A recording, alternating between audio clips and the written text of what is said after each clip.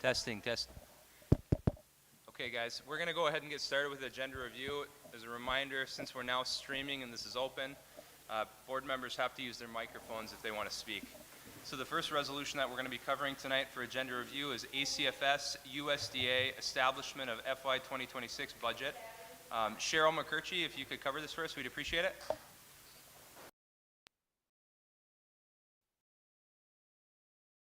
Trans agreements establish FY 2026 budget. So Wendy's not here, so Holly or Bill, you guys have to cover this. Am I on? Okay. So this budget is establishing. Oh, Holly, you have a mic. You're fine there. Go ahead. sorry, didn't see it. Sorry. This will establish a budget for transportation revenue. We received $350,946. This will have no effect on tribal support. The attached budget we went through this morning. Do you have I any? appreciate it. Any questions or comments? This is something that we discussed, I believe, this morning. Isaac.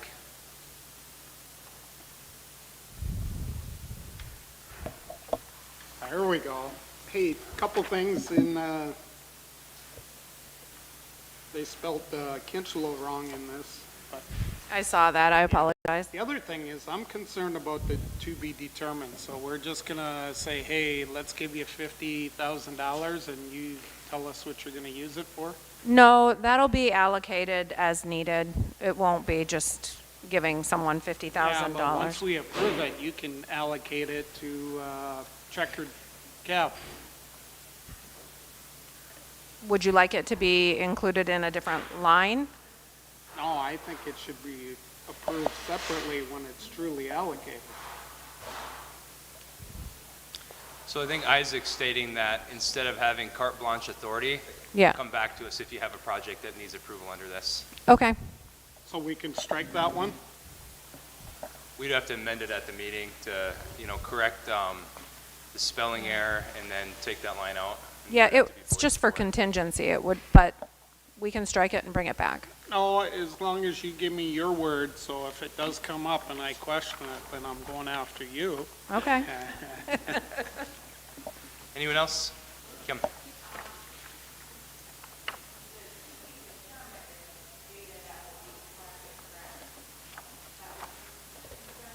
No, to be determined how they're gonna spend it. To be determined though.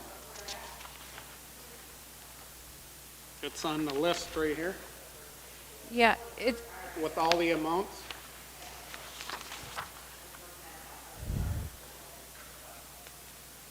because we don't have a location for that. All the other locations are identified. That would be a contingency. So as data was collected and if there was a need, but we can bring it back.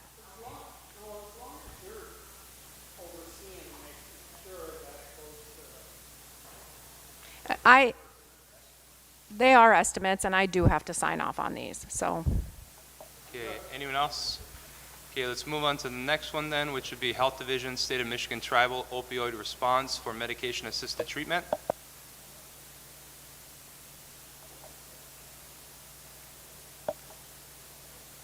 Hi, this is Carrie Rogers. I wasn't sure if Jen was there from budget or if I would be going over this one. Jen left, so I believe you're going to have to cover it for us. That's fine, not a problem. So this is a funding source that will provide medical, financial. Recording in progress. Financial aid to patients at the MAC clinic. It will cover expenditures related to testing, medication supplies, residential treatment, and medical supplies. Quick question, would this cover people with outstanding bills? Yeah, well, it will. We haven't decided exactly how we're going to work that yet. But yes, we are definitely looking into that. Okay, I appreciate it. Lana? So there is not a list of what is covered, it just, you guys are still determining that? So it's going to be based on the individual needs and based on whoever's working with the patient, whether they decide to fund it or I not? muted it. We actually want to make some type of point system, I think, to say that, to try to make it more even across the board. Yeah, that would be my concern, because if someone goes in and needs help with driver's license, Jane goes in there to get their driver's license. I don't know if that's something that you guys are, is it to help with barriers or anything to?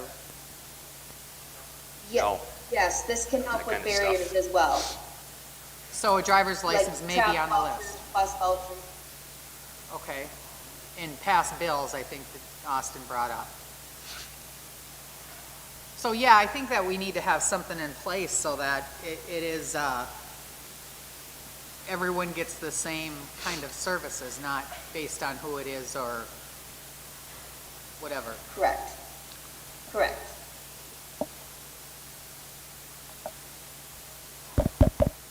Okay, any other questions on this? Okay, thank you. Let's move on to the next resolution, which would be Health Division Radiology Establishment of FY 2026 budget.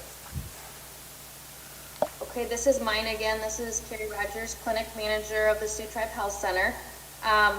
The resolution is asking the Board of Directors to approve the 2026 radiology budget in order to pay for a new x-ray machine for the Sioux Tribe Health Center.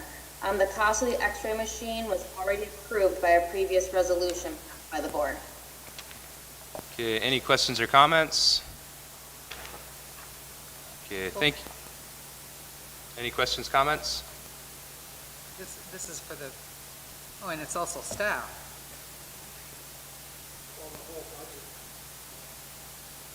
Okay. Okay, so let's move on to the next one, which is application to the Nature Conservancy Whitefish Rehabilitation Grant.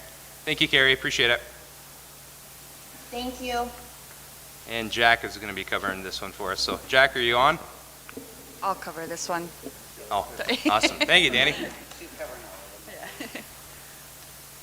I good? Yeah. So we're seeking approval to apply to a grant to the Nature Conservancy. The resolution would allow us to apply for $50,000 that will aid in our Tickamick or Lake Whitefish initiative.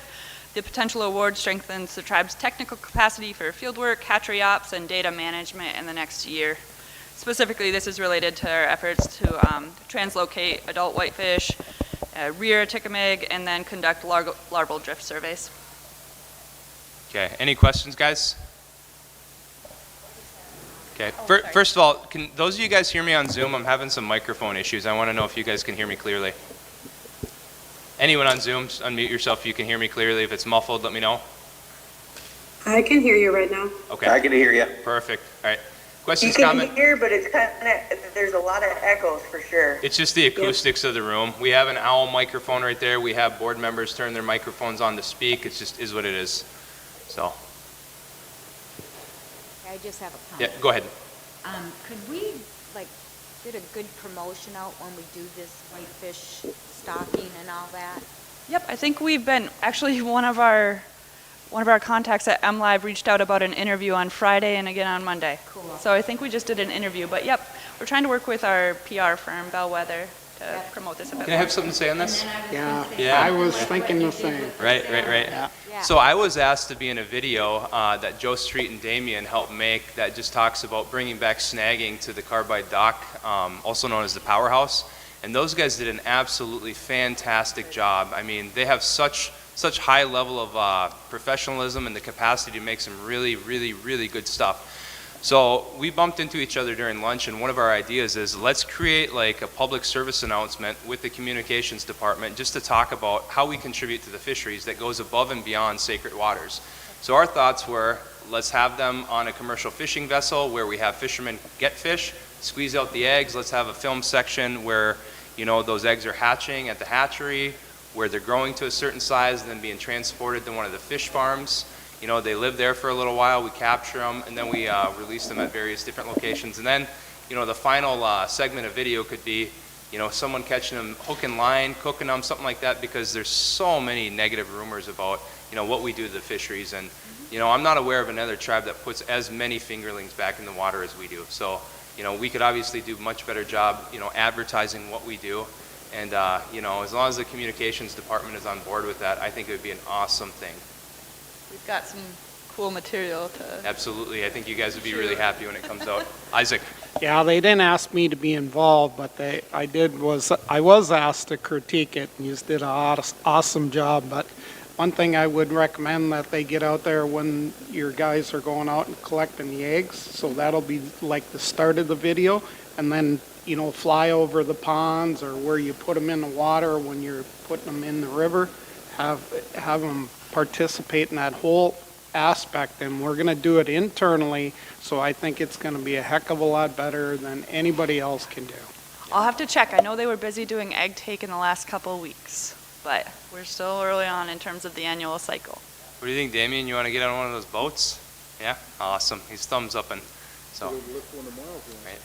So any more discussion on this, guys? All right. Appreciate it, Danny. Thank you so much. All right. So the next resolution that we'll cover is application to Michigan Coastal Management Program funding for the Holben Creek project. I may have been mispronouncing that, but Danny? Yep, and I invited Vern from Housing up here to join me. This is a joint effort. So the resolution itself is seeking approval to apply to the Michigan Coastal Management Program grant for planning related to fixing some problems down at the, do we call it Evergreen Shores? Evergreen Shores. Sorry, I'm getting used to the nicknames for properties. The stream has been rerouted. Unclear if it was natural or if somebody diverted it, but it's causing a lot of erosion that's damaging Sioux Tribe property. And when we seek to re-divert a stream, even if we're restoring it to its natural path, there's a number of permits and planning work that needs to be done, and so we're looking for funding to apply to do that work. Would you like to add anything about the intentions for that property or your motivations? Our motivations are, well, we have the funds in our budget to put as matches for this grant, and that's what our role is, besides being the property owners.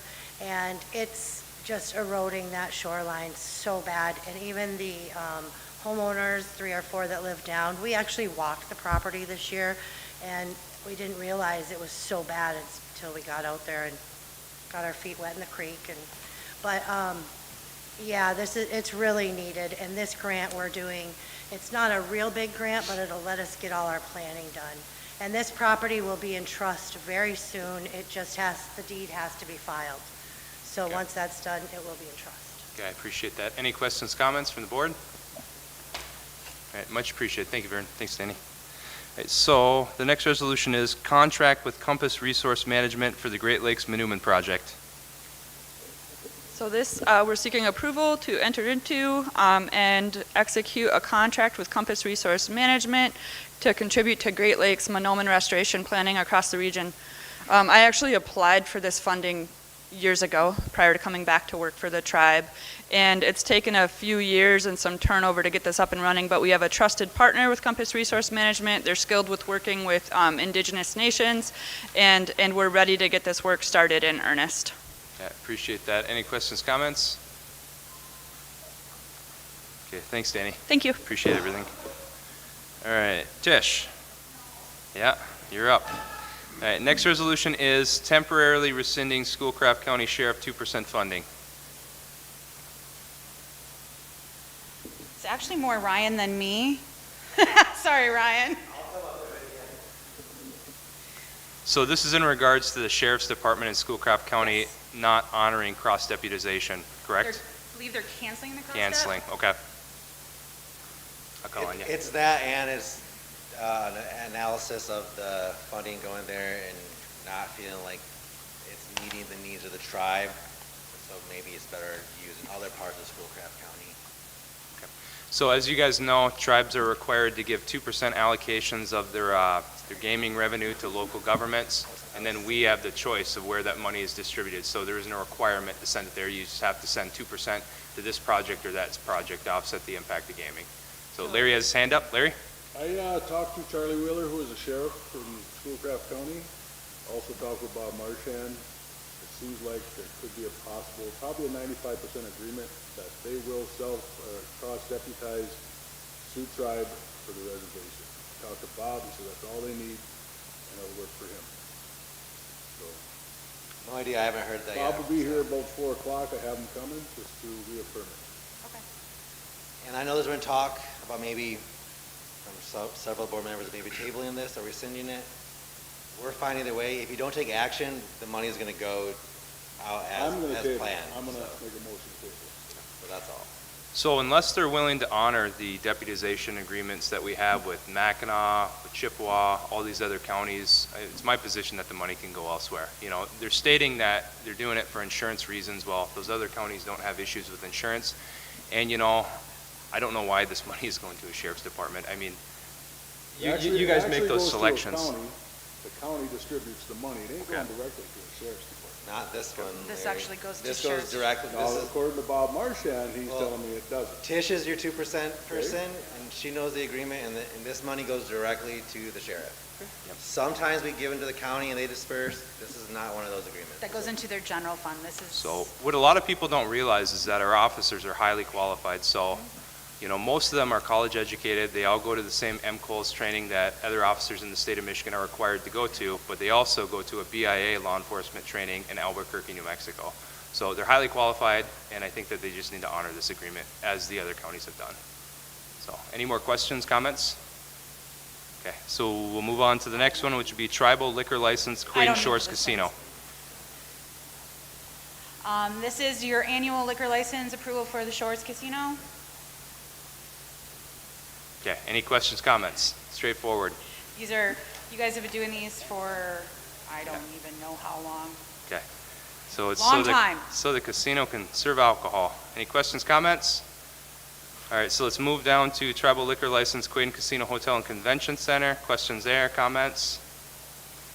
Does anyone have any questions, comments on any of the liquor license resolutions? Otherwise, we can skip past them. They're for the 5 casinos, the 3 Midgems, the Sioux, St. Agnes, White Pine Lodge, and the 2 golf courses. Okay. Any questions, comments? Okay, so let's jump down to waiver of sovereign immunity and consent to waiver of tribal court jurisdiction, Treasury Management, PNC Bank, NA. Holly? This is a resolution that'll allow us to waive partial sovereign immunity. It has been reviewed by legal. It's a formality required by the bank, and it allows us to just do regular banking activities. Okay, any questions, comments on this? Okay. Well, does it pertain to this resolution? No. Fire away, Isaac, I don't care. It's been that kind of day, man. So we had talked, well, it does have to do with the same company, right? Did we ever figure out the loan payment? Oh, yep. No? That's, I'll let Mr. Conley answer that one. Yeah. Can we? I'd rather not. Okay, yeah. Yeah, we'll talk about this in closed if Isaac still wants to talk about it. Yeah. Okay. Any All other right, questions? so any questions? Bill, you can just give me an update. Okay, any questions, comments on this resolution? Okay. All right, thanks, Holly. Thank Appreciate you. it. Okay, let's move on to amending Resolution 2025-39, waiver of sovereign immunity, Sacred Path.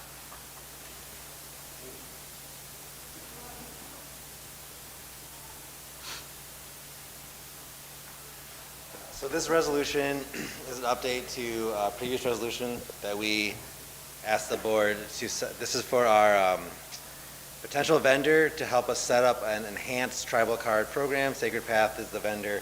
We did a waiver of sovereign immunity previously for federal and state court, but they need one for the tribal court. It was just an oversight back in February, and our apologies. This just updates that waiver to include their tribal court should anything have to be litigated. Okay, any questions, comments? Kim? I thought with the budget crunch this year, we were gonna pull that. I have no idea if the board has discussed whether they do no longer want to do the enhanced tribal cards. This allows Austin as chair to sign the non-disclosure agreement, which has been waiting to be executed. We just had to fix this one piece of the waiver. And then we'll get a full cost analysis of multiple options on how Sacred Path could help us get an enhanced tribal card. And then we present those to the board, and then the board will decide if they want to find a way to fund it. So this has no financial obligation. This is just to get us the exact quotes. Allows us to communicate confidential information to them and them to us, so we can put together that package for the board's review. You might as well approve it for anything else so you know how much it will cost to update our tribal IDs to become enhanced. If we can't afford it now, we can budget for it in the future, but at least we'll have an idea what it will cost. Yeah. Any questions, comments? Okay, so we'll move past that and we'll move on to amending resolution 2025-225 organizational charts. So that resolution adopted the new key employee organizational chart and mandated that each tribal entity bring back their revised org charts within 60 days of enactment. The government executive team has been looking at the overall structure of our government and whether there should be some recommendations on how to restructure different departments under different umbrellas. So we're requesting an additional 90 days so we can bring back not only the organizational charts for your potential approval, but also potential recommendations on how we think the tribe can be better and more streamlined in their organization. Okay, any questions here, comments? Okay, so let's move on to establishing Wilwalk Cemetery Committee. Isaac?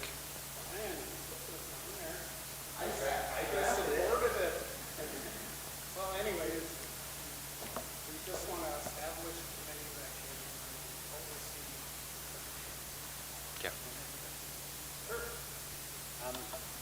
And I had talked to a few of you about it. When you say 120 days from the enactment of the resolution, at a minimum 60 days is going to be taken up when we follow the normal committee appointment process. Would you object, it's your resolution, to say 120 days from the establishment of the committee? So once that committee is appointed by this board, because we have to post it in the newspaper 2 months. Okay, it's just something that struck me as I read that resolution. Anyone else?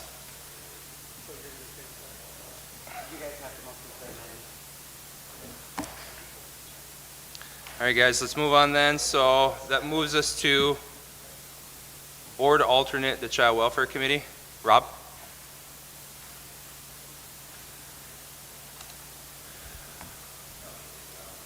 If you want to, yeah. Okay. This was discussed Did at you our... need me to explain that, Austin, or were you calling on me? Yeah, if you want to explain it, go ahead. So last meeting, we passed a code modification to add an alternate to the Child Welfare Committee. It's important to have it anyways, but with my medical condition, sometimes those meetings fall on treatment days. So I believe Mike was agreeable to being the alternate for that committee. Yeah, and we appreciate him being willing to serve too. Any questions, comments? Desh? Let's hear from the chair of the Child Welfare Committee. No longer the chair. You're no longer the chair. I'm no longer chair. I just stepped down for a bit. So part of that code change also changes Rob's terms. So I would see maybe you guys could amend this to add him onto for the regular, just because it does change his terms, change the whole, yeah. So. Okay, we'll take care of it. Thank you. Appreciate it. Any more questions, comments? All right, guys, then let's move on to new business. First item will be committee appointments. We can start with Unit 4, Manistique Elder Subcommittee, resignation, Timothy Derwin. Any discussion there? Going once, going twice? Okay, and then we have the Election Committee, appointments, reappointments. Sheila Berger's looking for an appointment. Ernest Deming is looking for a reappointment. Luann Ann Doherty is looking for a reappointment.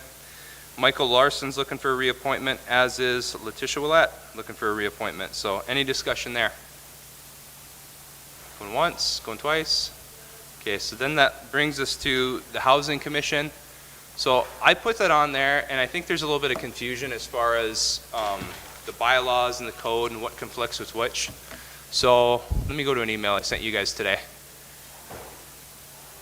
So in 2020, the Board of Directors passed a resolution that authorized the Housing Commission to create their own bylaws, right? But that doesn't necessarily mean that those bylaws can conflict with what we have in code, right? So their bylaws state the following. Should a member of the commission resign or be removed, the commission must declare the seat vacant, which they did to the board of directors. The secretary to the board of directors will publicly solicit applicants for the vacancy, which was done through the publication in our tribal paper. The commission will review applications, select the final applicant, and recommend such appointments to the board of directors for final approval. So now let's move on to code. So bylaws are passed by the volunteers on that committee, right? So let's move on to code. So if you look at chapter 90.304, it states the following. The commission shall submit to the board its recommendation for chairperson. So with code, the only recommendation that they have to do is for chairperson. With their bylaws, it states that they want to do a recommendation for every single seat. So again, code is passed by the board who are elected, and that becomes tribal law. Bylaws, in this case, were approved by the Housing Commission, which is comprised of volunteers. So if they want to provide recommendations, they can, but we're not bound to them. So it's just a recommendation, and we're not bound to receive one to fill a simple commission seat. So we're required to do it to fill their chairperson seat, but not regular commission. So if you guys have any questions, I have them both pulled up, so it doesn't conflict with Chapter 90. I can take a bathroom break. You guys can pull up Chapter 90. It mentions nothing about receiving a letter of recommendation or a recommendation from anyone for any seats other than the chairperson. Furthermore, I think these are the only set of bylaws within the Sioux tribe that has the recommendation in there. I don't think that the Child Welfare Committee has a recommendation, do they, Tish? Enrollment committee does? So enrollment has had us do it, but I don't know if it's in the bylaws, and I don't know if Chapter 90 requires it either. So we should look. And at the end of the day, if we feel like a recommendation should be received for every single position, then we just have to update our code. It's very simple. You just do so with a simple majority. So Kim Lee, then Kim Gravel. I also want to note when I did this, they didn't have any other applications, and the person who is looking to get seated on there has had her application in for the last couple months, which, you know, is one of the requirements that we publish it for a couple months. So at the time, no one else applied, and she is from this unit here. So go ahead, Kim.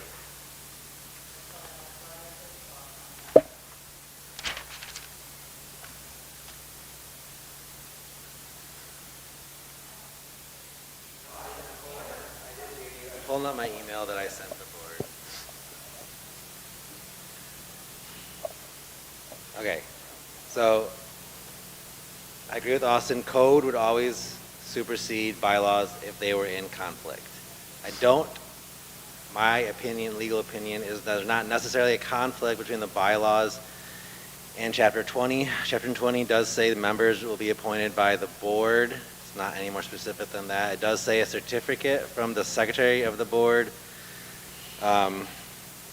would be conclusive evidence of the due and proper appointment of the commission member. Not really sure what that means or if we've done that. Lana can let me know if the board administrator has sent a certificate for appointments for the Housing Commission.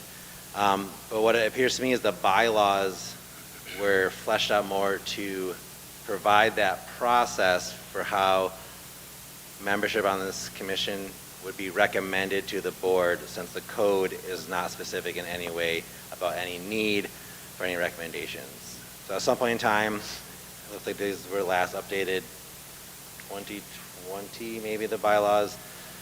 That was the process that was presented to the board in the bylaws at the time and agreed in at that time. So.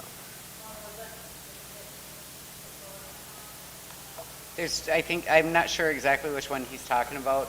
What happens with the Housing Commission, and this has happened since I've been here anyway, is I get the recommendation from the Housing Authority from the Housing Commission vote. Once I get that recommendation, I do my committee memo like I do for any committee appointments to you guys, advising that the Housing Commission is recommending that this person be appointed, however it's worded. I don't know, the one that he's talking about, I think, is the one that once you guys approve appointments, I send official notice to every single area in the tribe, no matter what committee it is, that the board officially approved on this date the appointment to. So you guys do appoint, but this commission, the enrollment committee, who it's the same situation with the code and the bylaws, same or similar, very similar. I actually when Kim got on the board, she motioned to have a enrollment committee appointment hold because the recommendation from the enrollment committee was not included. I did not provide that because I didn't ask for it. So it had to go back through the process because the bylaws required that. So I have been handling these all the exact same way. I'm covering myself by what I put in my memo because this is outside of the normal process, but I don't tell you guys no. Anybody asks for anything on the agenda, I put it on the agenda, so.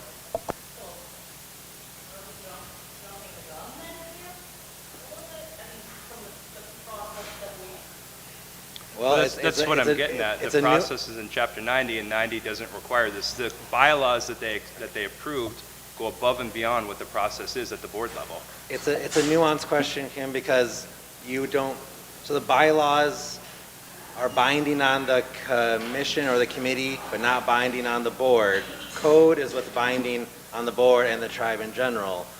So you all at this table are not obligated to be bound by the bylaws of the committee. Well, it really, am I next? Kim Gravel, then you are. Yep.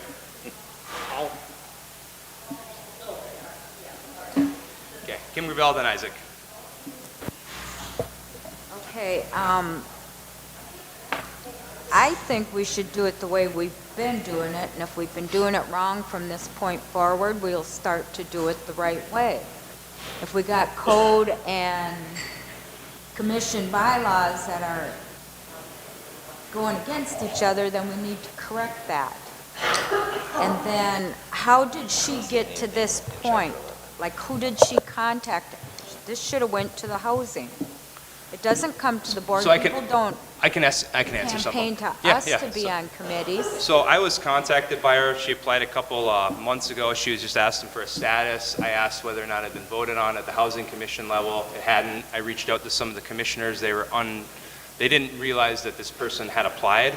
But Right. we've done things a little bit different. I'll point to Cody Mayer. I don't know if Cody Mayer received a recommendation from the Housing Commission, but I do know that Joe Nolan didn't. And Joe Nolan works for one of the few organizations in Chippewa County that provides housing services. He works at Community Action, and not only does he work there, he's the executive director of Community Action. He's the exact person that you want in there. So things have been done a couple different ways, and I would again encourage everyone to look up Chapter 90. It does not require recommendation from the Housing Commission. The only recommendation that's required is for the chairperson, which Ryan stated. So their bylaws go above and beyond what's required of us. Correct, but if I was going to apply to a commission and I hadn't heard from them, I would contact them and say, how come you just haven't looked at my application? And their comment would have been, we don't meet until November, that's 2 months, which falls into that time frame that's supposed to be. So she should have contacted housing to see why she hadn't heard from them. 2 months passed. Their meeting, I'm not sure which date, but I know it's in November because it was in our messages. So I'm going to vote to let the commission, and we might just be double bringing her back to the next meeting, but that's the way we've done it. And if it's not right, then we got to fix the bylaws and we got to fix our code so that they work together. And I think enrollment might be the same way with saying they recommend who's on and maybe they don't have to. So, but it's not like a lot of people are jumping on the committee, so it's good to have an applicant. Okay, Isaac, then Lana. Yeah, I agree with you, Kim. There's not a lot of people jumping on committees, but this lady presented her application on 9/15/25 and never heard nothing back from the Housing Commission. So my concern is if she was a better She may have candidate reached out to them, probably or not. a more popular candidate, she probably would have been approved by now. So how do we take that out of the mix? She waited. But she's already waited the 2 months. The other candidate applied on 11/5. Austin, I was wrong earlier. The enrollment committee bylaws do say that they will review interested applicants and then make recommendations to the board. The code doesn't, but the So, bylaws do. again, so code doesn't require us to honor that recommendation or even wait to receive it. And that's the issue. Do we follow code or do we follow bylaws? So code is enacted and voted on by elected representatives of the Sioux Tribe and it becomes law.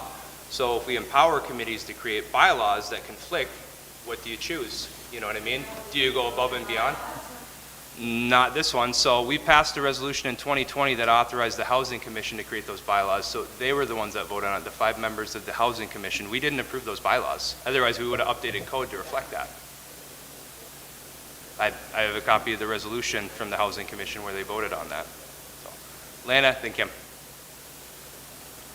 Yeah, and I agree with Kim and Isaac. We don't have people, jumping, trying to get on committees. But as recent as yesterday, I was approached we had an elders meeting here, and an elder has been trying to get on as well, get her information in for the Housing Commission. Krista Snickle at our last meeting in October helped her get the paperwork. It took 3 different times for it finally to get to the right, you must be talking about Rita, 11-5, so there is another candidate that is in the mix as well. So I agree with Kim, send them both back there, let the commission decide and vet and make their recommendation and then bring it back to the board. I appreciate both of them wanting to do it, but where's the other one that applied on 11-5? It's the 18th. She's got to wait 2 months, Kim said. No, it's got to be published for That's 2 what months. she said. Yeah, it's got to be published for 2 months. So it's got to be published for a couple months. So when I put this on the agenda, I reached out to Lana, and she stated that no one had applied. So that's why I put it on the agenda, because it had been a couple months. But then it boils down to this, because I did some research. Okay, what do you do when bylaws, which are enacted and approved by the volunteers on the committee, require steps that go above and beyond what code requires? So if they create something, in a closed session that says, before we vote on this, we have to run a mile around the block, do we do that, or do we just do what code says? So if we want to do that, we just have to update the code. So back to my point, where's the other candidate? Where's the paperwork for the other candidate? We don't have any because the commission hasn't sent me anything. Both candidates are on their agenda for next Monday to make a decision by the commission. Their meeting is next Monday. And both the candidates That are is on my their understanding, agenda? yes. Okay. Because they both turn their stuff in within the posting period. Kim, and did I miss anyone else's hand? I think it's Kim Lee. Did you have your hand up too? I can't remember who was first, so whoever wants to go first. Okay. This body also approves bylaws, correct? Not this one, no. Yeah, Chapter 90 allows the housing commission to approve their own bylaws. except this one, okay, let me see, I have it pulled up. Resolution. Yeah, I got really curious about this, so I did kind of a deep dive. Yeah, this looks like it was approved by the Housing Commission. I can't see anything where the board approved it. Housing Commission approved it 2020 on August 24th. I don't see anything where the board maybe subsequently approved this one. In general, yeah, the board approves all bylaws, but the Housing Commission, remember, Housing Authority is one of those separate entities that is not bound to have to go to the board for most things. Like, they go to their commission. The commission is the managing body of the Housing Authority. They reaffirm it. If you look at my memo, Ryan, it tells you exactly what section of Chapter 90 allows the commission to adopt their own bylaws. It's in Tribal Code, Chapter 90. For the You good, Kim? You guys, it looks like you guys did in 2024 amend, for some reason they did come to you to amend something, but it wasn't this section. Wasn't this? No, they did this in 2020. Yep.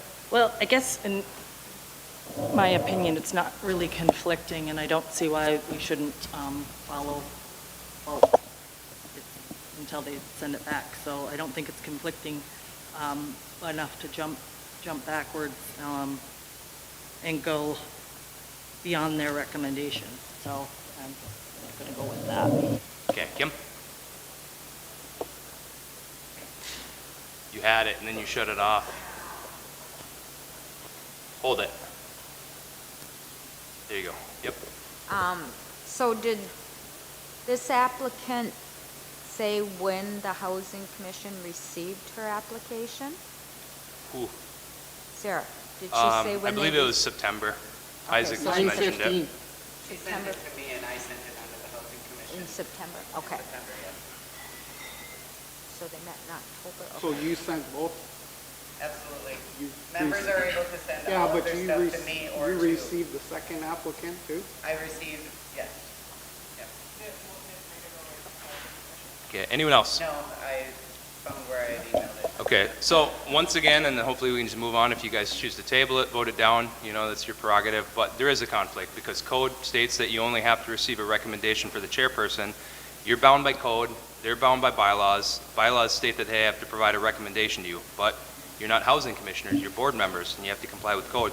So, Chapter 90 did empower them to create their own code, but then the question is, does it empower them to create sections of their bylaws that conflict with what we voted on and that cause us to go above and beyond? And this is one of the few checks and balances that we have on this committee. We've separated them, due to political reasons, but there has to be checks and balances. At the end of the day, we select who's on that committee. Yep, go ahead. There's only one seat open, because it's great. 2 people wanting a seat on the Housing Commission. Normally, we have to, full teeth to get people to volunteer. So that's a very good thing. We only have one seat open, correct? And both of those candidates are on the agenda for their November meeting as Monday? Okay, that's. Vern may be able to answer that definitively. Do you know? Both of those candidates are on for Monday's Housing Commission meeting? Are you? Okay. We good on this? If it helps you guys, sorry, Austin. Yeah, go ahead. In 2005, we do it multiple ways, right? In 2005, the board did approve a resolution that adopted the Housing Commission bylaws, and it had this language for the recommendation coming from the commission to the board.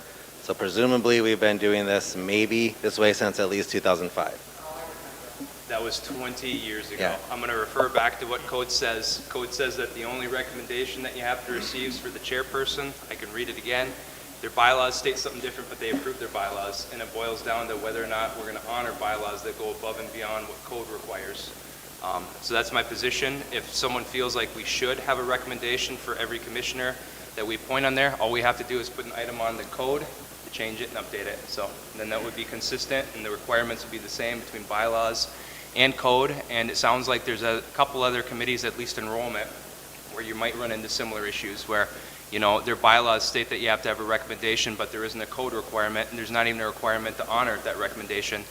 I can name at least one person. I already mentioned him. I don't believe Joe Nolan received a recommendation, or maybe it wasn't even put to a vote, but Joe Nolan's the exact type of person that we want on that commission. He's super talented. He has a CPA, he's a Sioux Tribe member, and he's the executive director of an organization, one of the few in Chippewa County, that provide housing services to members and non-members alike. You are absolutely correct. Joe did not get a recommendation. I was still fairly new in my position, and that's where I got checked. Your next one, Cody Mayer, you did absolutely have a recommendation from the Housing Commission, because I had been told that the first one I did was not done through the proper process, so I started doing it right. And that seat was. Well, that's what we're talking about. There is no process that That conflicts, seat was Donna. vacated by me because it was Yes, his it says it unit right that they in the, needed. yep, it says it right in Housing's memo to us, yes. Yeah. Okay. Kim?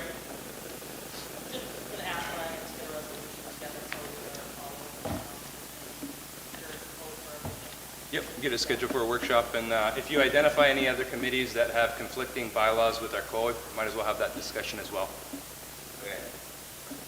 Okay. Anything else, guys? All right, so we will be on recess until the meeting starts at 5 o'clock. There was one other correction in a resolution, because somebody thinks we're 31 days in November. The man resolution says November Newman. 31st. So they're adding 2 places. Thank you, Holly, for catching that. That can be another without objection technical correction. Can we get a list of all those, and then we can rattle them off? All right, guys.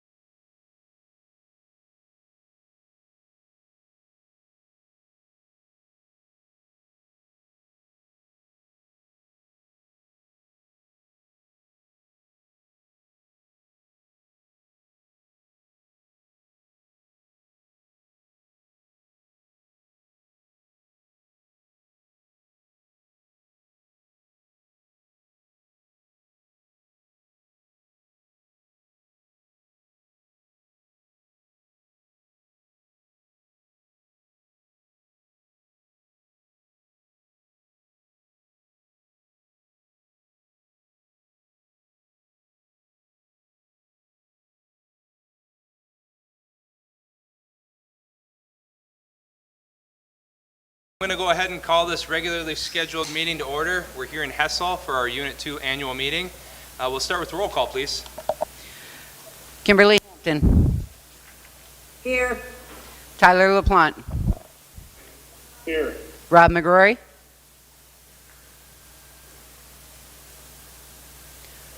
Michael McCurchie.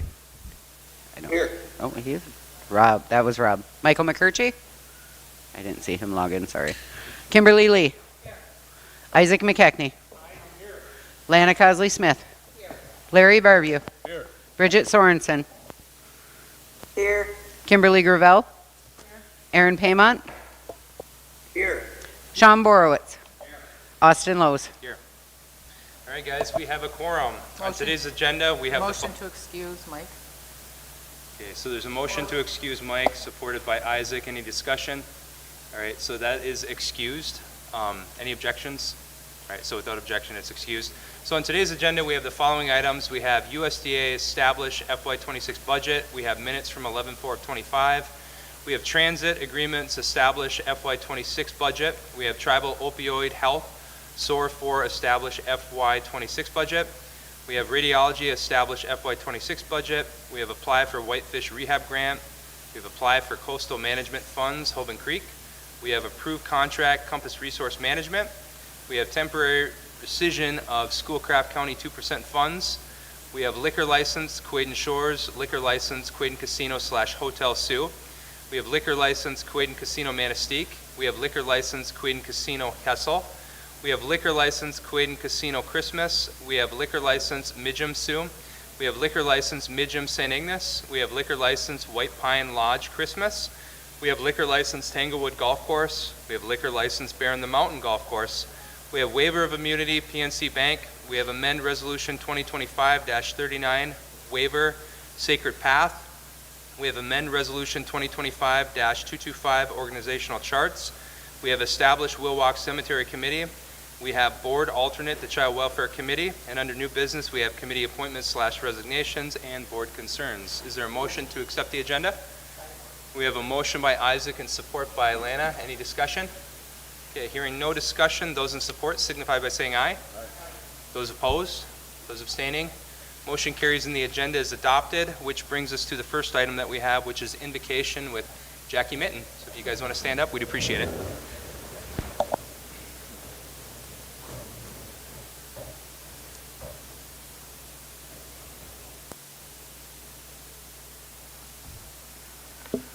Bojo ani mangandoram bidas no quay addition caused.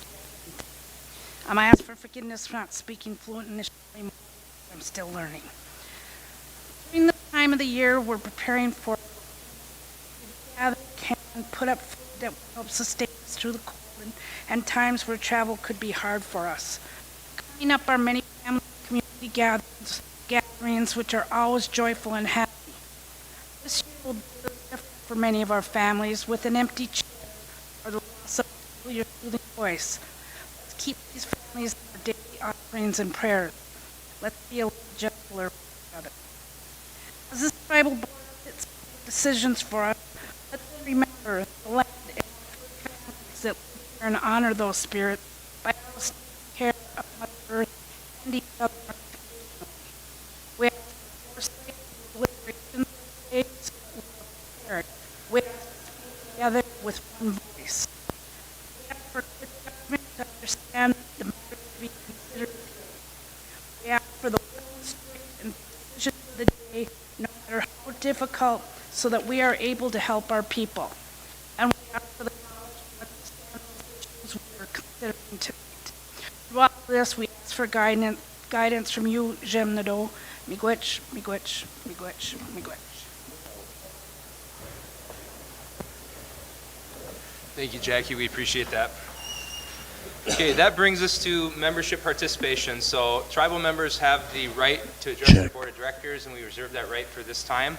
If anyone here wants to talk to the board of directors, we have Michelle Moore right there. She has membership forms. Fill one of those forms out and you'll have 5 minutes to speak with us. It usually isn't like an exchange. We have staff that will get you whatever answers that you guys need. Does anyone have anything they want to say to the board here tonight? Okay, did we have anyone on Zoom? Okay, So then we will move to minutes. So I'd like to accept a motion to accept the minutes from 11/4 of '25, and then I'm going to ask if there's any objections to an amendment. So we have a motion from Isaac and support from Larry. So without objection, we'd like to have a technical amendment. Lana? In the very last resolution listed titled Approving Letter of Support Opposing SB 511 Social Wagering, that should read Resolution 2025-296, not 295. So are there any objections to amending this to reflect that? So hearing no objections, that will be amended. Any discussion on the minutes? Okay, then we'll vote. All those in support signify by saying aye. Those opposed? Those abstaining? Okay. Lana abstains. So motion carries and those minutes are adopted, which brings us to the resolutions. So the first resolution is USDA establish FY26 budget. Be it resolved that the Board of Directors of the Sault Ste. Marie Tribe of Chippewa Indians hereby approves the establishment of an FY 2026 budget to USDA with federal USDA revenue of $45,049.51, no effect on tribal support. Motion by Isaac and support by Lana. Any discussion? Hearing no discussion, those in support signify by saying aye. Aye. Those opposed? Those abstaining? Okay. Cheryl, can you explain this? I'm sorry. We usually have the sponsor explain stuff and I skipped it. Oh, that's all right. This is just a carryover from our Commodity Credit Corporation funds of the over $45,000. And this was, it had to be obligated by 9/30 and spent by 12/31. Okay, any discussion from the board? Hearing none, those in support signify by saying aye. Those opposed? Those abstaining? Motion carries. Thank you, Cheryl. Thank you. The next resolution is transit agreements establish FY26 budget. Be it resolved that the Board of Directors of the Sault Ste. Marie Tribe of Chippewa Indians hereby approves the establishment of an FY 2026 budget for transit agreements with the Federal Department of Transportation revenue monies of $350,946, no effect on tribal support. A motion by Isaac and support by Larry.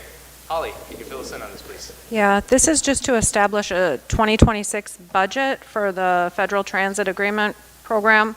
As mentioned, we received funds of $350,946.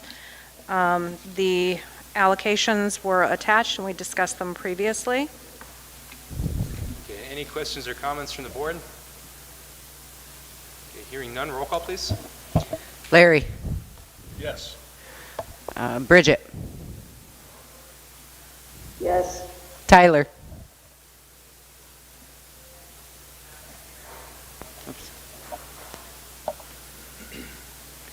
Kimberly Hampton? Yes. Oops, I gotcha. Kimberly Hampton? Yes. Rob? Yes. Kimberly Gravel? Yes. Isaac? Kimberly Lee? Sean? Lana? Aaron? Yes. Yeah, motion carries. Thank you. Thank you. The next resolution is Tribal Opioid Health, SOAR 4, establish FY26 budget. Be it resolved that the Board of Directors of the Sault Ste. Marie Tribe of Chippewa Indians hereby approves the establishment of an FY 2026 budget to SOR 4 with other ITC revenue monies of $88,000, no effect on tribal support. Motion by Isaac. Support by Larry. So who from the Health Division will be explaining this to our membership? Carrie, okay. This is Carrie Rogers again, clinic manager in the Sioux. This is a funding source that will aid patients of the MAC clinic. It will cover expenditures related to testing, medical supplies, residential treatment, and medical supplies. Very good. Any questions or comments from the board? Lana? In the workshop this afternoon, I'd just like to see if we can get a list of what they will provide, so we all are familiar with that, so that we can advocate on people's behalf if we need to. Anyone else? Okay, roll call, please. Then I wasn't supposed to. Hopefully this still works. Lana? Rob?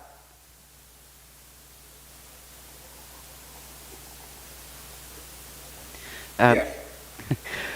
Larry, Yes. Sean, Kimberly Lee, Bridget, Yes. Aaron, Yes. Isaac.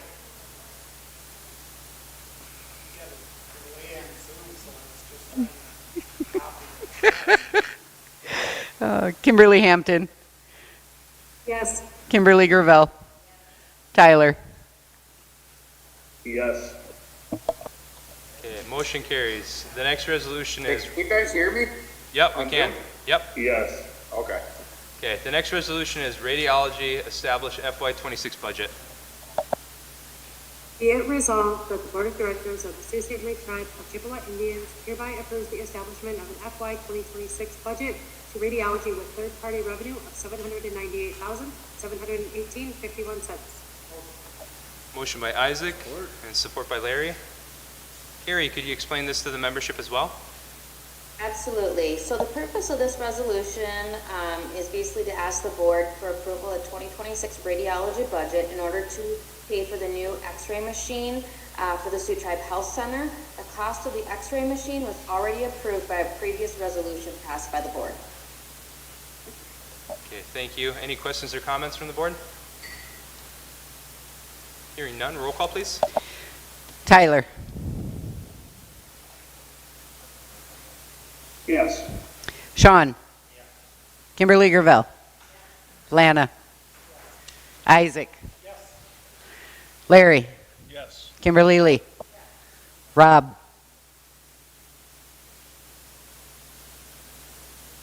Yes. Aaron, Yes. Bridget, Yes. Kimberly Hampton. Yes. Okay, motion carries. Thank you. The next resolution is apply for whitefish rehab grant. Now therefore be resolved that the Board of Directors hereby authorizes the Natural Resources Division to apply for up to $50,000 in TNC funding. Be it further resolved that the Board of Directors hereby authorizes and approves the chairman of the tribe or their designee to execute all documents, contracts, and subcontracts as may be necessary and appropriate to carry out the terms, conditions, and intent of this resolution. Motion by Lana, support by Isaac. Danny, could you explain this one to the membership, please? Sure. Hi, everyone. My name is Danny Fagan. I'm the director for the Natural Resources Division. With this resolution, we're seeking approval to apply for up to $50,000 in funding from the Nature Conservancy to support our Tickemig or Lake Whitefish initiative. The potential award would strengthen our capacity for fieldwork, hatchery operations, and data management over the next year. Okay, much appreciated. Any questions or comments from the board? Isaac. Hey, Danny, do they, don't they plant the eggs or put the eggs in Nuns Creek like right around this time, I thought?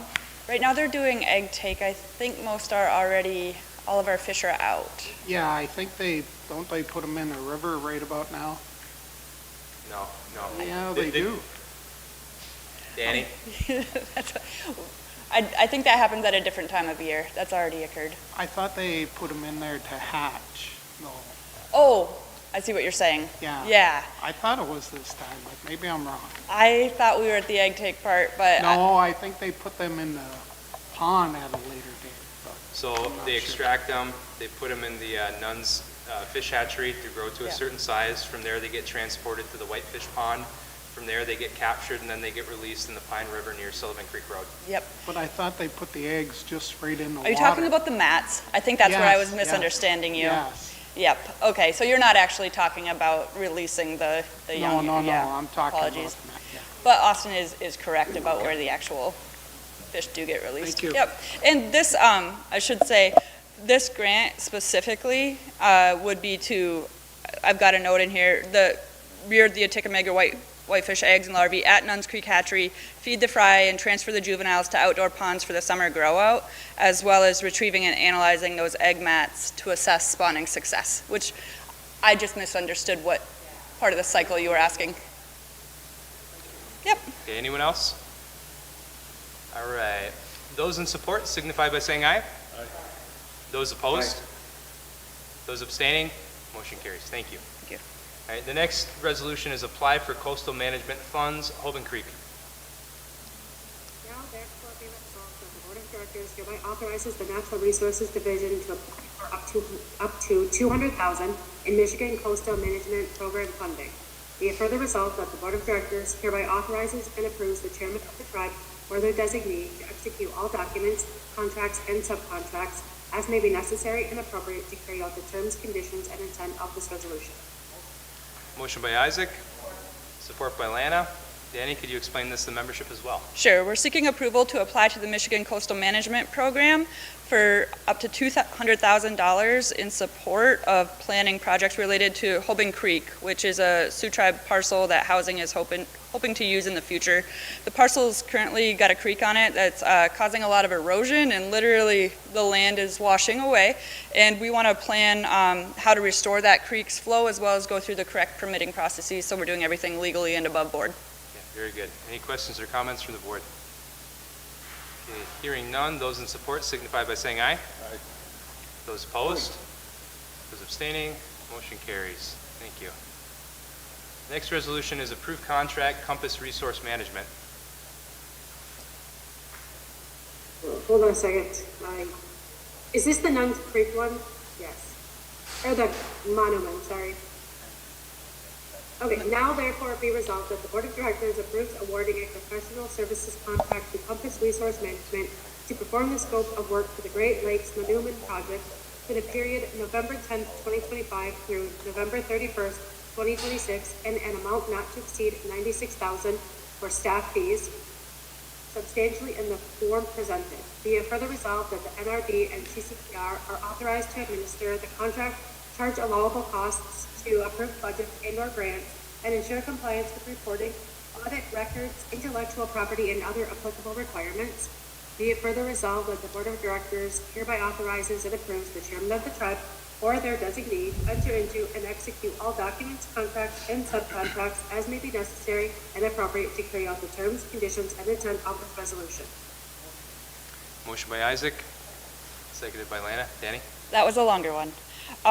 As stated, we're seeking to get approval for and execute a professional services agreement with Compass Resource Management to co-lead with NRD Seeker, the Consortium for Cooperative Ecological Resilience, a tribal-driven process to create a Midwest Wild Rice or Monoman strategic plan. Compass is a trusted partner, and this is all coming from BIA funding. Very good. Any questions or comments from the board? Okay. So Lana has some recommended technical changes. Lana? It's just, I believe, in 2 locations. It says November 31st, and we just need to amend that to November 30th. So without objection, we'll make those technical amendments. Any objection? Okay, so hearing no objection, that amendment's made. Brings. I told Tish it was a coastal holiday, but I think I may have just deviated from reality for a brief minute. Sorry. Okay, any more comments, questions? Thank you. Okay, hearing none, roll call, please. Aaron? Yes. Bridget? Yes. Kimberly Lee? Sean? Larry? Yes. Tyler? Yes. Kimberly Hampton? Yes. Kimberly Gravel? Isaac?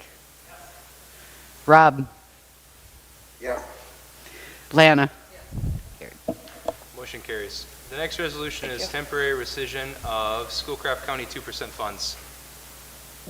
Now therefore be resolved that the Board of Directors hereby temporarily rescinds the 2% payment to Schoolcraft County Sheriff and hereby authorizes that $9,600 to be reallocated toward other long-term 2% funding agreements in Unit 4. Be it further resolved that the Board will reevaluate this funding in 2026 to determine appropriate allocation of these funds. Okay, motion by Isaac, support by Sean.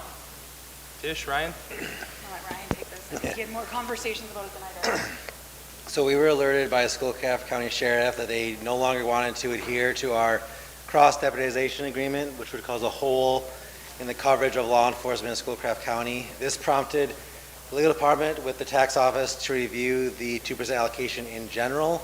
And we found that it may no longer be meeting the tribe's needs when it comes to the sheriff's department. We had a workshop with the board 2 workshops ago and discussed temporarily rescinding this funding, reallocating it to other areas in Schoolcraft County while we do a deeper analysis on whether in 26 and beyond that this funding should still go to Schoolcraft County. Appreciate it. Sheriff, Schoolcraft County Sheriff. Appreciate it. Board discussion. Kim, anyone else want to speak on this? Kim, then Larry? Okay. Go ahead, Kim. I would like to motion to table. Okay, motion to table. Is there a second? Okay, so we have a motion and support to table this. Roll call, please. Sean. Lana. Isaac. Kimberly Hampton. Yes. Aaron. Yes. Rob. Yes. Kimberly Gravel. Larry. Yes. Bridget. Yes. Tyler. No. Kimberly Lee. Okay, motion to carry, or motion to table Carried. successfully passes, so that will be tabled. We'll get it on the workshop agenda. Thank you. Any objection to handling the next 10 resolutions together? They're liquor licenses and we can explain them. Okay, so hearing no objection, I'd like to accept a resolution for the following, I'd like to entertain a motion for the following resolutions. Liquor license Quaiden Shores Casino, liquor license Quaiden Casino / Hotel Sioux, liquor license Quaiden Casino Manistee, liquor license Quaiden Casino Hessel, liquor license Quaiden Casino Christmas, liquor license Midgem Sioux, liquor license Midgem St. Ignace, liquor license White Pine Lodge Christmas, liquor license Tanglewood Golf Course, and liquor license Bear in the Mountain Golf Course. Motion by Isaac, support by Larry. Tish, could you explain these, what these are? So these are your annual liquor license that the Board of Directors gives to our trust land properties that sell liquor. They are for the 5 casinos, the 3 midgems, and the 2 golf courses. Okay, any discussion from the board? And just to provide clarification, each one of these resolutions will be assigned a separate resolution number, even though we're handling them all together. So seeing no hands up, we'll vote. Rob, actually, I see your hand up. Okay, go ahead, Rob. I just wanted to separate the golf courses from this so we could vote on them separately. I'm okay with the rest being lumped in. Does anyone else support that? Not seeing support, Rob, so we gotta lump them in. All right, so let's vote. Those in support signify by saying aye. Aye. Aye. Those opposed? I'm opposed. Those abstaining? I abstain. Motion carries. Thank you. Thank you, Tish. Next resolution is waiver of immunity, PNC Bank. Any objection to waiving the reading? Any objection? Hearing no objection, the reading will be waived. Do we have a motion? Motion by Isaac and support by Sean. Holly? This resolution is requesting a limited waiver of sovereign immunity. Basically, what it will allow us to do is business at PNC Bank, complete regular banking transactions. It's a matter of formality. Okay, any questions or comments from the board? Hearing none, roll call, please. Aaron. Yes. Bridget. Yes. Kimberly. Sean. Larry. Yes. Tyler. Yes. Kimberly Hampton. Yes. Kimberly Gravel. Isaac. Rob. Yes. And Lana. Motion carries. Next resolution is amend resolution 2025-39, waiver Sacred Path. Any objection to waiving reading? Any objection? Hearing no objection, the reading will be waived. Do we have a motion? Okay, motion by Isaac and support by Sean. Brian? This resolution would update our waiver that's already in place with Sacred Path. They are a vendor that we are speaking with to see if they could help us set up an enhanced tribal card program similar to the state enhanced IDs. We need a waiver for their tribal court. The last waiver we did was just for state and federal court in Arizona. This is to effectuate a waiver for the tribal court of the Indian Nation who runs the Sacred Path program. Okay, any questions or comments from the board? Okay, hearing none, roll call, please. Sean. Lana. Isaac. Kimberly Hampton. Yes. Aaron. Yes. Rob. Yes. Kimberly Gravel. Larry. Yes. Bridget, Yes. Tyler, Yes. Kimberly Lee. Okay, motion carries. Thank you, Ryan. Next resolution is amend resolution 2025-2025, organizational charts. Now therefore be resolved that the Board of Directors of the Sault Ste. Marie Tribe of Chippewa Indians hereby amends Resolution 2025-225 and approves the additional 90 days for the tribal entities to bring back their organization charts for review and approval. Okay, motion by Isaac and support by Lana. Ryan? So Resolution 225 of this year adopted the key employee organizational chart and mandated that all tribal entities bring their revised organization charts to be in line with that within 60 days of enactment. The governmental executive team is asking for an additional 90 days because in addition to bringing back the revised organizational charts, they'd also like to bring back potential recommendations to how to more efficiently structure our tribal government. Appreciate it, Ryan. Any questions or comments from the board? Hearing none, those in support signify by saying aye. Aye. Those opposed? Those abstaining? Motion carries. Thank Appreciate you. it. The next resolution is establish Wilwalk Cemetery Committee. Now therefore it be resolved that the Board of Directors hereby establishes the Wilwalk Cemetery Committee to be comprised of members of the Sault Ste. Marie Tribe who have at least one family member buried at Wilwalk. Be it further resolved that the initial committee shall be comprised of 5 members and shall bring to the Board of Directors for approval draft bylaws of the committee within 120 days from the enactment of this resolution. Be it further resolved that the initial 5-member committee shall be selected pursuant to the established process for posting, soliciting, and approving committee appointments. Okay, is there a motion? Motion by Isaac. Is there support? Going once. Going twice. Rob just raised his hand. Support. All right, so we have a motion and support. Thank you. Thank you, Isaac, you Paul. want to I walk really- us through this? Really appreciate your support. So I put this on there. We acquired Wilwalk Cemetery on Sugar Island. Right now, the tribe pretty much does the maintenance stuff, but we want to get a committee to, just so we can allocate and direct what's going on in the cemetery. Right now, I do know that there was a non-native with no family relatives that was buried in the cemetery, and nobody caught it or said anything, so, I mean, honestly, what stops anybody from being buried in Wilwalk Cemetery? Appreciate it. Board discussion, start with Rob. Did you call on me? Yes, I did. I'd like to just say that I'm glad that the committee's being formed now, and I think that last meeting we were putting the cart before the horse. And I like that the family members of those buried there will remain intact to serve on the committee. I do think that we should start having our repatriations, maybe someone like Hessel or Language and Culture meet with these cemetery committees to make sure that we're doing everything in alignment with culture and ceremony. So that's the only thing that I have to add to this. I'd like to actually motion to refer the committee to meet with repatriations and the culture as they develop their bylaws. Point of information. Go ahead, Bridget. They're on the committee for Wakewayak as, I believe, an ad hoc, so I'm assuming it would be the same for this committee.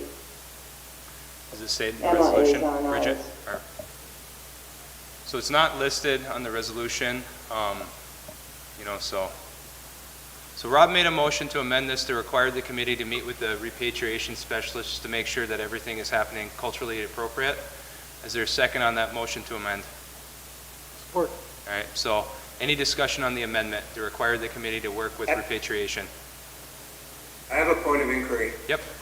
Go ahead, Aaron, then Kim. Normally Bell. a motion to refer moves it off the table. Is that what we're doing? No, it's not a motion to refer. It's a motion Okay. request that they meet with Language and Culture and repatriation. Okay, I support that. Kim?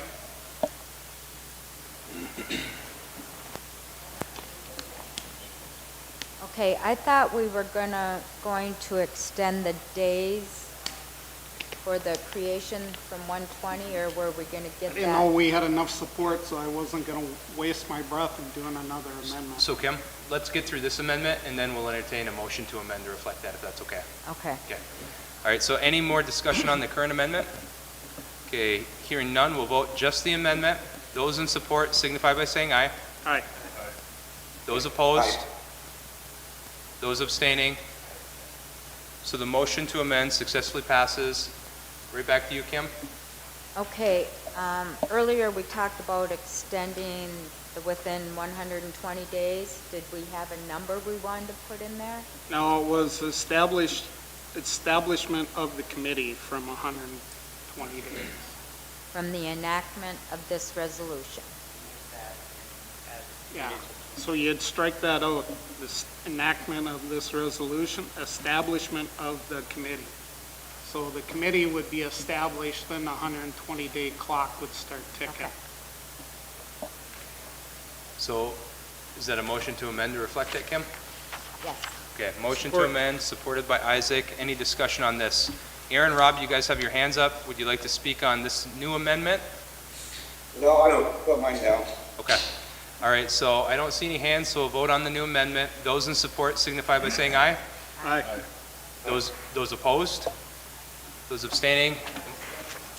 Motion to amend successfully passes. That brings us to the main resolution then, which has been successfully amended twice. So Aaron, then Bridget. I support it. I am volunteering to be on the committee. I have family members that are buried there as long as any other family that is buried there. The Josephs, the Bullies, the Gurnos. So I have a vested interest, so I'm volunteering for the committee. Thank you, Aaron. Bridget.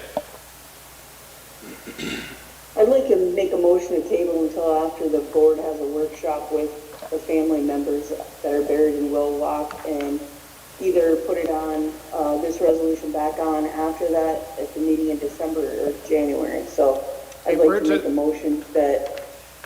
So there's a motion to table. Is there a second? Okay, so there's a motion to table and it's been supported. It suspends debate, so we'll do a roll call to table it. Kimberly Gravel. Kimberly Hampton. Yes. Lana. Bridget. Yes. Rob. No. Sean. Yes. Larry. Yes. Kimberly Lee. Tyler. Yes. Aaron. No. Isaac. No. Motion table. Okay, motion to table successfully carries, so we'll move on to the last resolution, which is board alternate to Child Welfare Committee. Now therefore be resolved that the Board of Directors hereby approves Director Michael McCurdy to serve as the board liaison alternative pursuant to Tribal Code 30.12036. Okay, we have a motion by Lana and supported by Kim Hampton. I might have messed that up. So. It is Rob. Yeah, you sound a lot like Kim Hampton right now, apparently. All right, so Rob, you put it on if you want to speak first. Yeah, this is something the Child Welfare Committee was working on. Can you guys hear me? Yep. Yes, we can. Okay, to establish an alternate for the position. As many of you guys know that I have a medical condition that leads to sometimes having extended treatments, and it's nice to have a board member present, even though sometimes I have to attend via Zoom. And Mike was the representative for many years before me, and is agreeable to serving as the alternate, so I appreciate that and support it.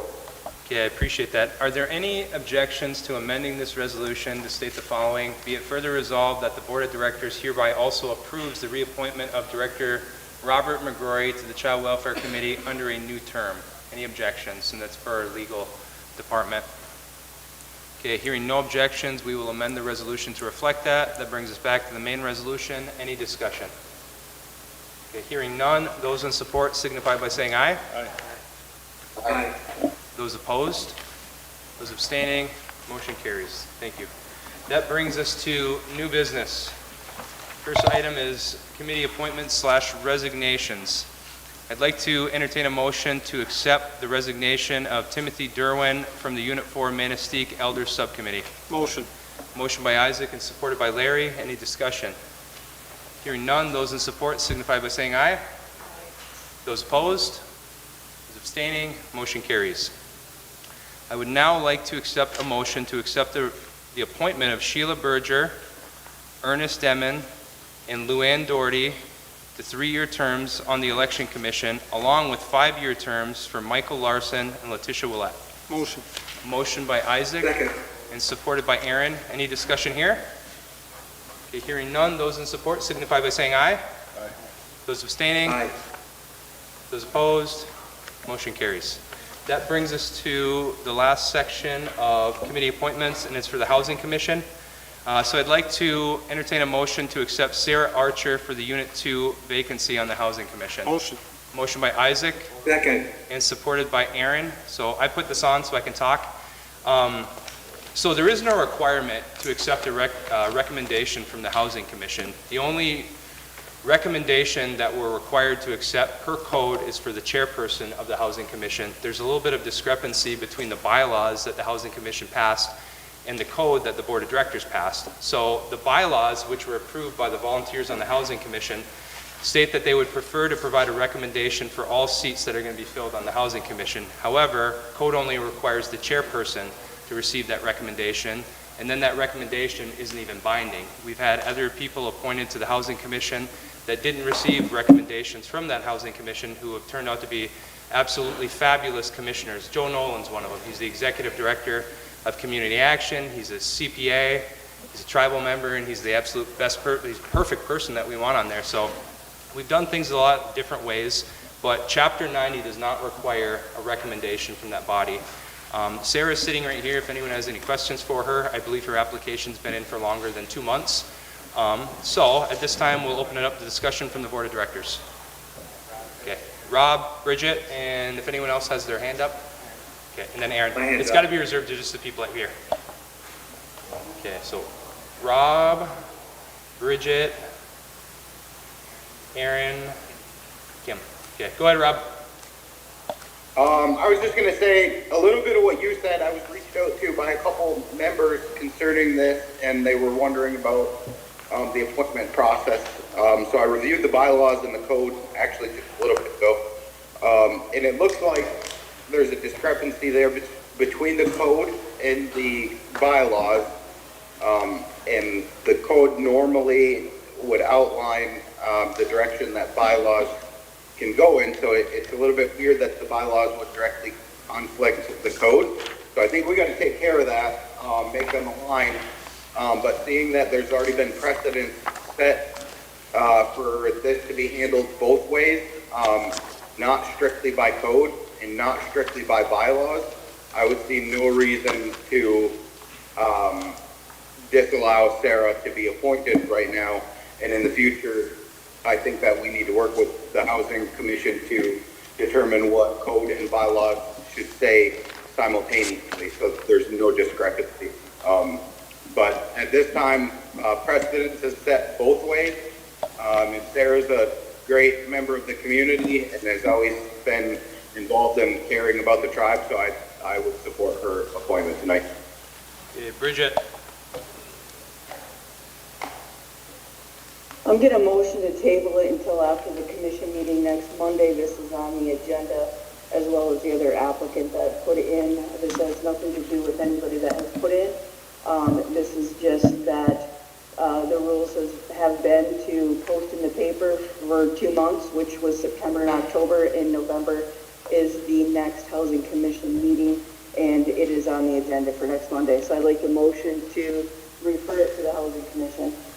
Okay, we have a motion to table. Is there support? All right, so we have a motion by Bridget, supported by Kim Gravel.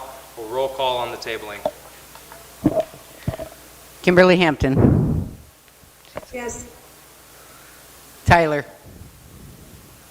Yes. Rob, No. Kimberly Lee. Isaac, No. Lana, Larry, Yes. Bridget, Yes.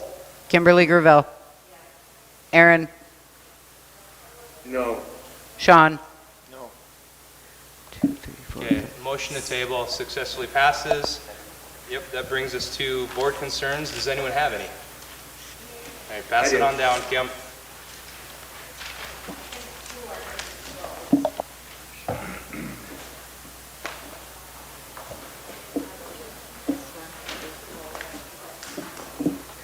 Okay, you want to cover the ones open, and then we could possibly adjourn and handle the closed ones as a group? Okay. So Kim, cover yours that you'd like to be open, and then Aaron will do the same for you. Going to me? No, Kim first, then you, Aaron. Okay. Mine's open. You meant me, right? Kim Gravel, Kim Hampton's on. Yeah, I got your hand up. Yep. But Okay. Kim Gravel first, guys. Okay, we had a family donate property to the tribe probably 10 years ago. And I would like to see a sign, maybe with a little history of the property. It was donated in their grandmother's memory. And she was related to Mary Murray. And they donated 20 acres on Sugar Island. And it's just, you drive by, there's a house in the woods. Nobody even knows it belongs to the tribe. And then we had another family approach us today. The Burns property as well. If you drive past it, you Yes. don't know if it's tribally owned. There should be something to honor the family Yeah, that so if donated we could make some signs with, you know, just acknowledging that they did this for us. And then, I would like, we had a discussion at this end of our table about dental today. If we could get a study of referrals to outside parties and inside parties and why PRC isn't covering dental procedures. You know, if you get a bridge or a root canal, they don't cover it. You got to pay for it, or you're referred out to pay for it. And what was the other one? Dentures too. That, you know, that they're a lot. You're putting out a couple $1,000s. A root canal's $1,500 to $2,500. And dental refers you out, but it doesn't get covered. So I don't know if there's something in our PRC law that says you can't. But if you have bad teeth, your health is bad. And that affects the rest of you. So if we could get someone to do a thing on that to see how many referrals we have out and how many are done actually at the health center. So can you send an email to James with the entire board of directors attached and just let him know at his next executive report there's going to be some questions pertaining to that so he can come prepared? Okay. Thank you. Yep. Okay. Aaron, then Kim Hampton. Okay, can you hear me? Yes, we can. All right, so first, I don't understand the controversy over this housing appointment. We just shared with everybody that all of you voted on Joe Nolan being appointed without the concern that apparently is a new concern. And I just want to say, I apologize to Sarah. We're in your community. Sarah was raised in Hessel for part of her life. She's a traditional woman. She doesn't get involved in the politics, and she wants to serve other people. So I don't know where that alarm's coming from. I'm in my hotel, and there might be a fire. No, the Amber Alert where we're at, Aaron. Oh, okay. But I just want to say, Sarah, I'm sorry for it. My hope is that we'll just get past this and we'll make the appointment. I think you will be an excellent addition to the Housing Commission. You know, Sarah's maiden name is Cosley. It would have been timely to do it out where a whole bunch of Cosley people live. I would have been very proud of that. But so hopefully, fingers crossed, whatever the politics are, we'll work through it and get past it. I also wanted to make an announcement next Thursday from noon to 6. The Unit 1 board members have voted to make available funding so that we can hold a feast, supporting and celebrating sobriety. We know that's a lonely time. A whole bunch of us talked about making sure that the Shadowin building would be open on Thanksgiving, and, not take a day off, a holiday off, but be there for other people and support them. So we do need volunteers to cook on Wednesday over at the Elder Center after 3 o'clock. And so we welcome your help, and come get some free food, help us serve people, and show your support for our sobriety and wellness community. And there is a Wellbriety meeting at 6 p.m. on Thanksgiving Day at the Shadowin Building. Thank you. Okay, Atlanta.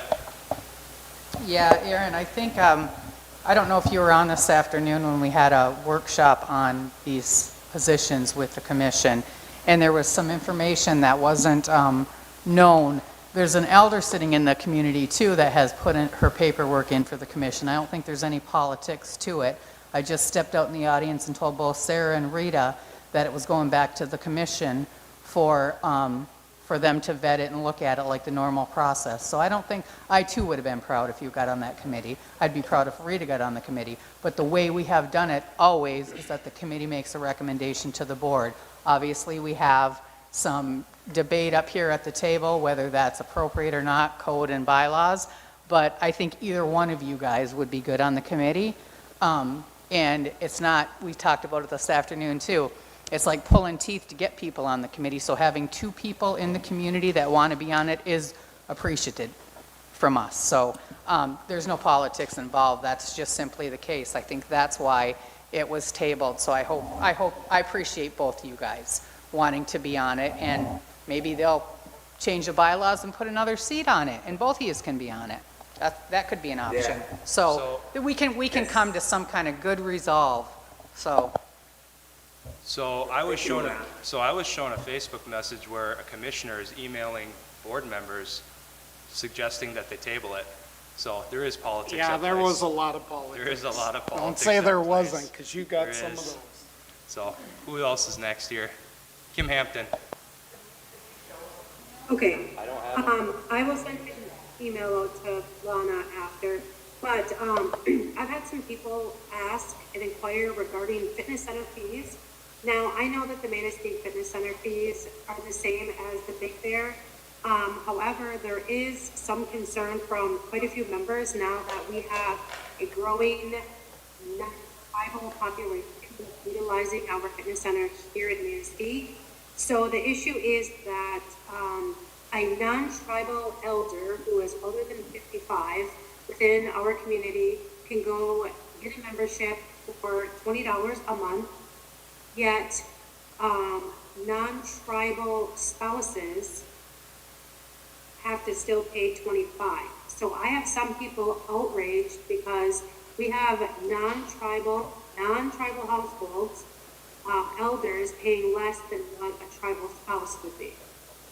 So that is one thing I was wondering if, I don't know if it can be looked at. I did send an email to Joel Lumsden, but I see he's out until, I don't know, a couple weeks from now. And then my second one is in regard to the Escanaba vacant land that is contiguous to the tribal housing site.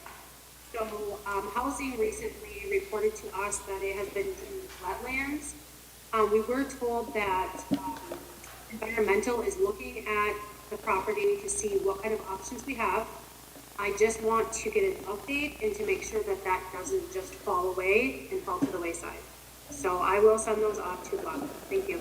Okay, Tyler, did I miss anyone for Tyler? Okay, go ahead, Tyler. Yeah, I just wanted to quickly send out a reminder and announcement that tomorrow James Bukolich will be speaking at the Marquette Community Center, and for the tribal participants that are listening online right now, we are using Unified Culture Funds to bring the video crew down to Marquette to live stream to the entire tribe. So if you're not in our community, you'll still be able to participate and see what he's teaching on. So that'll be really exciting. He's doing a tour of Michigan. I sent him a Facebook message and he had responded back. So we took him up on his offer where he was willing to do it. So really excited to see him in our community. We had a ton of partners, too many to list. It's on the flyer. They help pay to bring them in. Everything else, we're just providing a space, and there's going to be community potluck. Unfortunately, I'm in Seattle with Aaron and Bridget because we're at NCAI representing the tribe this week. So I won't be in attendance, but everybody who can be, I hope you're there. It sounds like Kim Hampton's going. So that's exciting. And then next Thursday, we're doing Thanksgiving meal Thursday at the Marquette Community Center. It's our scheduled culture night, but we'll be doing a potluck style meeting for anybody who's looking to get it together in the community and do some drumming over a colonized holiday and spend time with family and friends. So we're doing that. And then one more thing to the board. I'm asking that the chair send a letter to NIH renominating me for the PAC delegate position. Because of the government shutdown, it kind of lapsed that my term was due December 1st. And I know the last appointment we did through resolution, but I would ask that we allow the chairman to send a letter and then follow up with the resolution on December 2nd so that my time doesn't lapse and I can continue to attend those meetings. It's really important and it plays nicely on my role in STAC. I've been part of the NIH Tribal Advisory Committee at first as an advisor since about 2016. I've been the delegate for the last, I think, 4 years or 5 years now. So just letting the board know that come up, and we're in an odd time because it's going to transition December 1st, and our next board meeting is until the 2nd, and we were just notified this morning of our time frames. We should have been tracking it, but usually with the government shutdown, they extend us by a month, but they didn't do it this time. Okay, Tyler, I appreciate the update on James being there. That's awesome news. Do you mind if I am your alternate for that appointment? As you know, I've worked in the medical field for a long time, master's level social worker, worked in the area of substance abuse for a long time. You okay with that? Yeah, I'm fine. As long as I can continue the delegate position. The one concern I have, Austin, is that as I've been in the delegate position, I have had Mrs. Tara Madri Lowe's as my advisor. So I just don't want to put us in a predicament, but I'm fine with whatever you want to support. So my wife has been the technical advisor for a long time. She has a PhD in public health. She's known as an expert in that field. So she helps the tribal delegates, not look stupid, basically, because sometimes we do. So I appreciate it, Tyler. Thank you. Aaron, do you have something to say?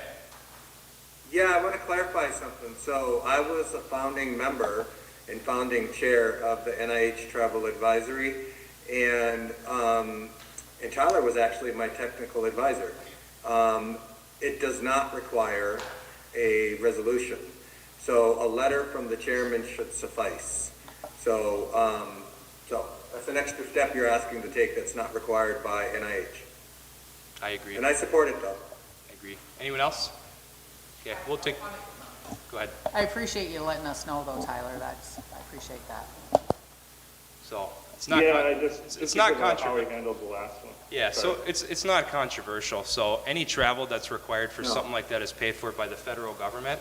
So it doesn't cost a dime from the tribe. Tyler, what year was Tara appointed as your technical advisor? I believe, I want to say 2021, because I wasn't on council yet, maybe 2020. Yep. And then they had changed the rule where you have to be on council, but she's been my advisor since I've been the delegate. Yeah. So she I've worked side by side with Tara in Indian country for what, 7 or 8 years now? Yeah. So she's been advising on that, and she's far more advanced in the research than I made it, which I'm super proud of and thankful for. But it's really helpful to have her there, to keep us in line and make sure that we're stating facts and data and not just our own opinions and beliefs. Right, yeah, and 2021 was before I even met her. She's published over 20 articles in peer-reviewed journals. She's considered an expert in this field, so appreciate that. Does anyone else have any questions, comments on this? Rob, you have your hand up?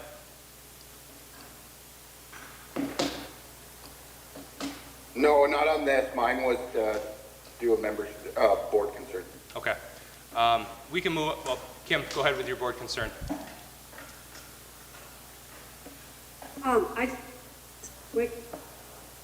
make a comment. I'm currently Tyler's alternate on there, but if that's something you want, feel free. Okay. All right, Rob.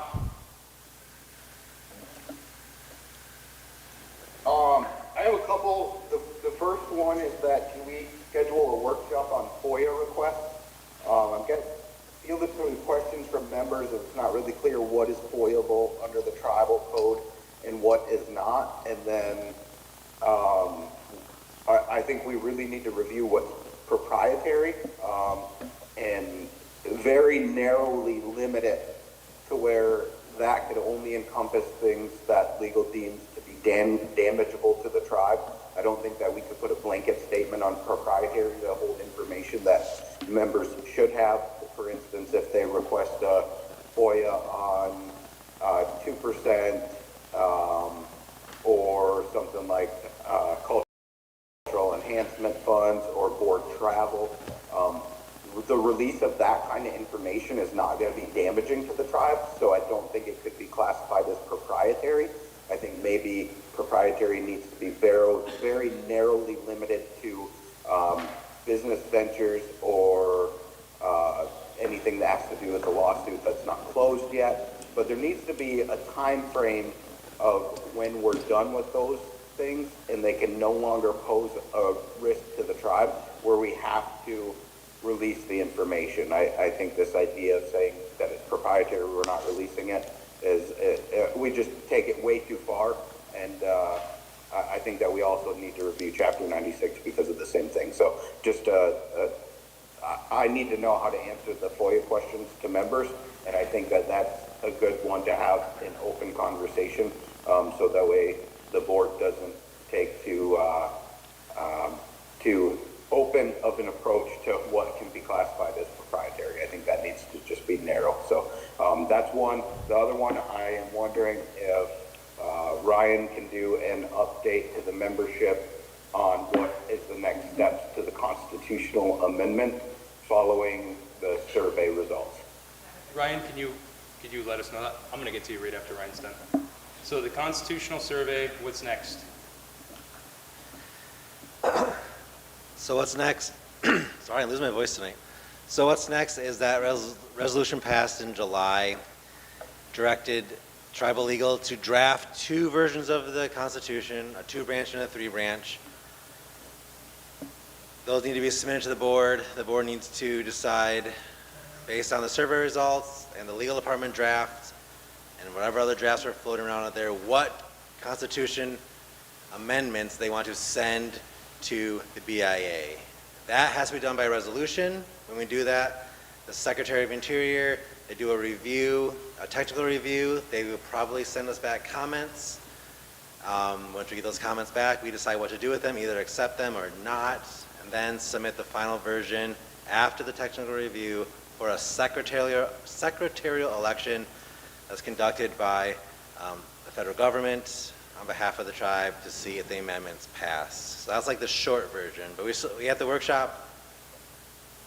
Next immediate step is the board determines which language, which version of the amendments of the Constitution that we want to send to the federal government. Okay. So what's going to come next, just to pack that up for you guys, is there's going to be a resolution where the board of directors is going to vote whether or not we're going to send a 3-branch option to the BIA to run a secretary election.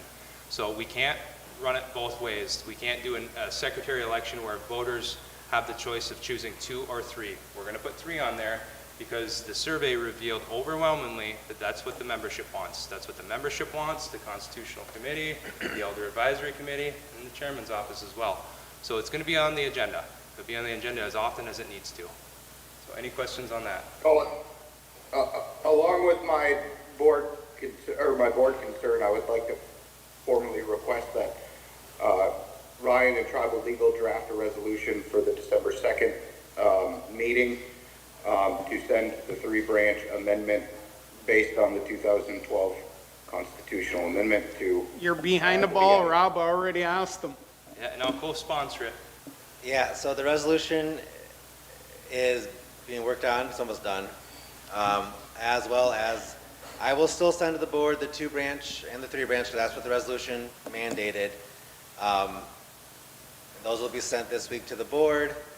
I don't know what the November 25th workshop looks like, but it would be nice if maybe we had some time before you vote to go through the legal department draft, make sure we kept it with the intent of keeping it in line with the 2008 and 2012 amendments, but I would still advise the board to review those to make sure that your alignment is aligned, your review is aligned with the legal department as well as the original intent of those other amendments that never went forward. The one last thing that I think you should include in that update, Ryan, is the amount of surveys that were returned. So 16% of the surveys that got sent out were returned, and that might sound like not a lot, but 18% of the ballots in the last election, which was a chairman election, were returned. So 18% compared to 16% for a chairman election. So that number validates chairman elections. You know, we have non-chair elections where far fewer than that are returned. So that's substantial. And everyone that turned in your, you know, your survey, regardless of what your preference is, hats off to you. Appreciate it.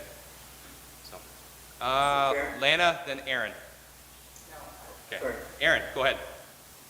So I would like to request that somebody who has an experience as a judge, and that is our chief judge at our appellate court, be invited to look over the drafts and weigh in and give her opinion to the travel board of directors too. You know, it's one thing for an attorney to prepare a draft, it's another for an experienced judge to be able to give us some advice. Because I thought, and I can tell you, most people who voted for the 3-branch thought that we were doing the poll to determine if we were proceeding with the 2-branch or 3-branch. You know, we gave a lot of time to prepare those drafts and bring them forward. I thought those would be in front of us before now. So it should have been, I think, and this is what I think most people think, that once this poll came in and it's definitive, and the chairman did say, also, it just so happens that the percentage that advised for a 3-branch is about the same percentage as the last 2 chairpersons' percentages of the vote compared to their opponent. So it's not close. And so it's clear what the people want. And I think if we drag this out any further, it's been 25 years, it's going to appear like some are stalling the effort. So let's move as quickly as we can. You know, we've had years. We did the review. We started doing the review with Schlegelberg was attorney. We should be able to wrap it up pretty quickly. It's not like we're reinventing the wheel or starting over. So let's move this as quickly as possible. I support putting it on the December 2nd meeting agenda. And one final thing is, because in some of the work that I do at the national level, I'm in communication with the Secretary's office, and I did ask, just theoretically, what's on the docket at the Secretary of Interior's office, and would it be possible, say our tribe, for constitution amendments to go through? And he said yes. He said the docket's clear. There's one other tribe that's going through the process, but it's really sending them something that's prepared, so they don't have to play the game of you know, sending it back and sending it again and sending it back. And I hope we don't use that as a tactic to filibuster, because this was ready 25 years ago. It should be ready now. I do give grace and deference to legal, but I also think that they need the additional assistance of an experienced judge. And that's Carrie Witcher. All right, anyone else? Rob, you have your hand up?